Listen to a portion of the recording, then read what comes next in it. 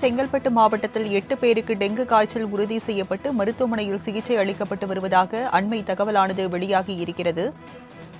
செங்கல்பட்டு மாவட்டம் முழுவதும் 66 பேர் காய்ச்சலுடன் அரசு மற்றும் தனியார் மருத்துவமனையில் அனுமதிக்கப்பட்டுள்ளனர்.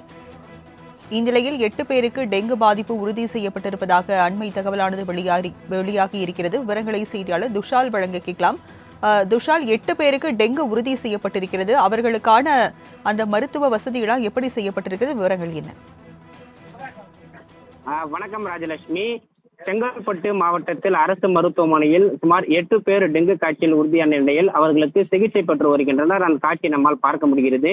செங்கல்பட்டு மாவட்டத்தில் 8 பேருக்கு டெங்கு காய்ச்சல் உறுதி செய்யப்பட்டு மருத்துவமனையில் சிகிச்சை பெற்று வருகின்றனர் எனவும் தற்போது வரை அவர்கள் நலமுடன் இருக்கிறார்கள் என மாவட்ட சுகாதார நிர்வாகம் சார்பில் தெரிவிக்கப்பட்டுள்ளனர். செங்கல்பட்டு மாவட்டம் முழுவதுமே சுமார் 66 பேர் காய்ச்சலுடன் மற்றும் அரசு மற்றும் தனியார் மருத்துவமனையில் அனுமதிக்கப்பட்டு சிகிச்சை பெற்று வந்தனர். இன்று செங்கல்பட்டு மாவட்டத்தில் டெங்கு காய்ச்சல் சிகிச்சை பெற்று வந்த 37 வயதான ஆண் ஒருவர் சிகிச்சை பலனின்றி உயிரிழந்தார். மேலும் மாவட்டம் முழுவதும் டெங்கு காய்ச்சலை கட்டுப்படுத்த தீவிர நடவடிக்கை எடுக்கப்பட்டு வருகிறது என்று சுகாதார அலுவலர்கள் தெரிவித்தனர். ராஜலட்சுமி, விவரங்களை வழங்கியதற்கு நன்றி துஷால்.